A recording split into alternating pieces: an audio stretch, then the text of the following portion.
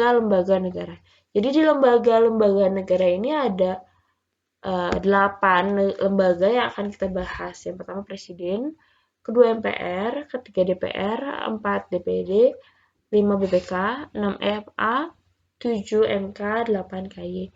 Jadi di sini tuh ada lembaga legislatif, eksekutif, sama yudikatif nih. Kalau eksekutif dia itu yang menjalankan, kayak presiden, menteri gitu kan, BPK juga yang menjalankan. Ada itu eksekutif. Kalau lembaga legislatif dia itu yang tentang legalitasnya, politiknya gitu.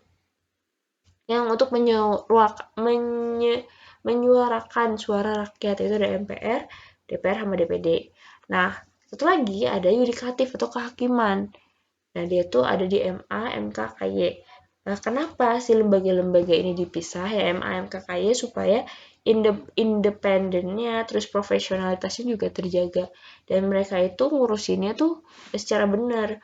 Udah kayak gitu ada apa ya namanya tuh verifikasi atau pengawasan antar lembaga lah. Kalau misalkan dia dipisah, kalau misalkan satu lembaga dia akan lebih racun gitu, lebih rancu gitu.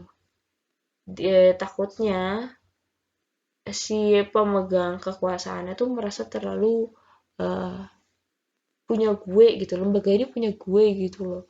Makanya dia dipisah jadi 3 sehingga bisa saling mengawasi gitu. Selain dari tugas mereka untuk mengawasi lembaga eksekutif maupun legislatif. Tuh.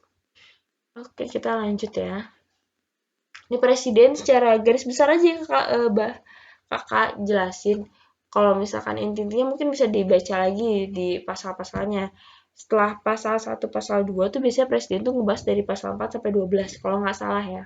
Nanti mohon dicek lagi itu atau enggak. Pokoknya presiden ini di undang-undang dasar itu memang cukup banyak karena dia tuh salah satu pondasi yang nggak bisa sembarangan diubah. Makanya dia ada di UUD 1945.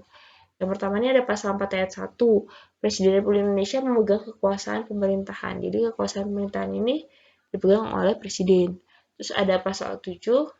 Presiden dan wakil presiden memegang jabatan 5 tahun dan sudahnya dapat dipilih kembali dalam jabatan yang sama hanya untuk 1 kali masa jabatan. Dalam artian, dia itu kalau sudah menjabat bisa dipilih lagi 1 kali atau maksimal selama 2 periode. Gitu. Itu di pasal 7. Terus ini ada pasal-pasal ini yaitu di bidang eksekutif, pasal 4 dan pasal 5, kan bahwa presiden menetapkan peraturan pemerintah untuk menjalankan undang-undang. Jadi yang menentukan peraturan pemerintah itu presiden. Terus dalam bidang legislatif merupakan mitra DPR dalam pembuatan APBN. Jadi kalau misalkan bikin APBN ini atau anggaran negara itu nggak semena-mena presiden bikin sendiri atau bahkan mungkin ngetik sendiri dari soal enggak, tapi dia itu kerjasama sama DPR juga untuk buat undang-undang sama menetapkan APBN kayak gitu. Yang ketiga, memegang kekuasaan tertinggi atas angkatan darat, laut, dan udara atau di pasal 10. Jadi presiden itu punya kekuasaan tertinggi di situ. Lalu menyatakan perang, membuat perdamaian dan perjanjian dengan negara lain yang persetujuan DPR. Itu pasal 11. Kayak misalkan Rusia sama Ukraina nih, dia kan bilang katanya saya mau mengajukan perang gitu kan. Nah itu tuh yang mengomandokan perang itu sendiri presiden. Ataupun ada komando, kita damai aja nih. Yang bikin komando itu ya presiden gitu. Terus presiden juga menyatakan keadaan bahaya, mengangkat serta menerima duta konsul, memberi gerasi dan rehabilitasi, dengan perhatikan pertimbangan MA. Kalau memberi amnesti dan abolisi itu untuk dengan perhatikan pertimbangan DPR. Terus ada juga memberi gelar, tanda jasa, dan tanda kehormatan lainnya. Tugas dan wewenang presiden itu ada mengajukan rancangan undang-undang kepada DPR, terus mengangkat dan memberhentikan menteri-menteri negara. Jadi menteri-menteri negara ini langsung di bawah presiden, terus mengajukan rancangan undang-undang anggaran APBN belanja pasal 23 itu. Oke, itu secara umum tentang presiden. Maaf.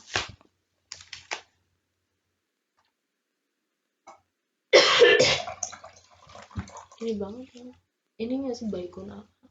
Baikun.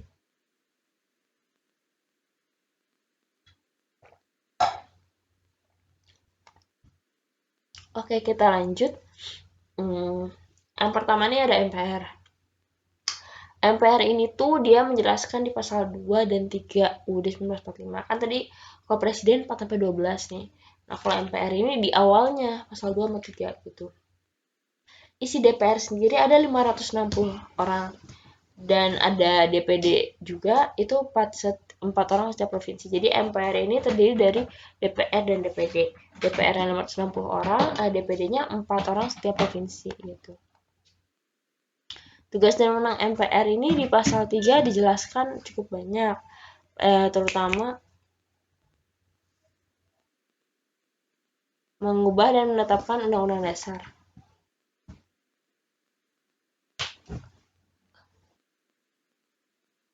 Yang pertama, mengubah dan menetapkan undang-undang dasar.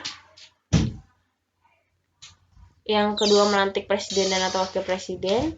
Yang ketiga, memberhentikan presiden dan atau wakil presiden. Dan yang keempat, memilih wakil presiden dari 2 calon yang diusulkan oleh presiden dalam hal terjadi kekosongan wakil presiden. Yang kelima, memilih presiden dan wakil presiden dari 2 pasangan calon presiden dan wakil presiden yang diusulkan oleh partai politik atau gabungan partai politik gitu. Sebentar ya, kakak mau ambil minum dulu, mau batuk. Ya. Nah, ini kan tadi MPR terdiri dari DPR sama DPD kan. Nah, di DPR ini itu dibahas di dalam pasal 20 Undang-Undang Dasar Republik Indonesia. DPR adalah lembaga negara pembuat undang-undang atau lembaga legislatif. Nah, di sini ada pasal 20 1945, terus anggotanya 560 orang. Udah gitu dia dipilih melalui pemilu. Terus masa jabatannya dia 5 tahun dan bisa berulang. Dia bersidang minimal 1 kali 1 tahun ya. Karena kan banyak urusannya, tapi dia tuh sidangnya tuh minimal 1 kali selama 1 tahun. Terus udah kayak gitu ada 3 fungsi, yaitu legislasi, anggaran, sama pengawasan. Maksudnya apakah kalau misalkan legislasi dia itu buat aspirasi rakyat nih. Kalau fungsi anggaran, dia kan yang membuat anggaran bersama presiden ya. Untuk fungsi pengawasan, dia juga mengawasi dari anggaran tersebut gitu.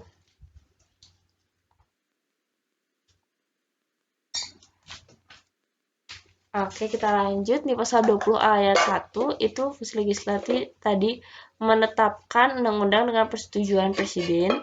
Terus fungsi legislasi juga selain menyuarakan aspirasi, dia juga menetapkan undang-undang ya. Ini tuh kaitannya gini, kan dia menetapkan undang-undang kan berdasarkan aspirasi rakyat ya.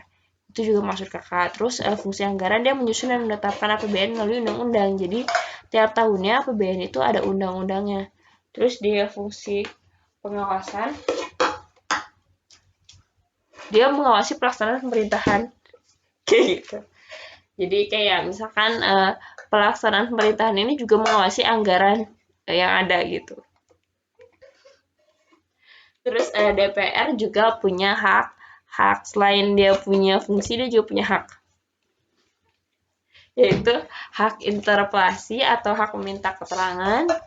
Itu kalau misalkan ada perdebatan gitu ya, perdebatan di kala rapat atau misalkan perdebatan dengan presiden kayak gitu atau dengan anggota DPR lainnya, dia punya hak interpelasi yaitu hak meminta keterangan lebih lanjut gitu.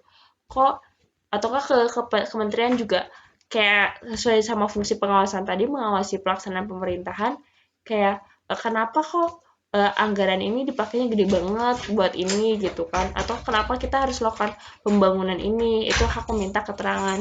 Yang kedua tuh ada hak angket, yaitu hak melakukan penyelidikan mengenai kebijakan. Kan tadi di sini ada menetapkan undang-undang kan dengan persetujuan presiden. Nah di sini juga ada penyelidikan mengenai kebijakan tersebut.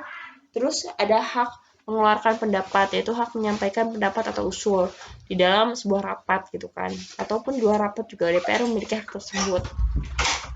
Terus lebih lanjut tentang hak angket, nggak hanya cuma undang-undang doang, tapi penyelidikan kebijakan atas peraturan di bawahnya seperti peraturan pemerintah, terus keputusan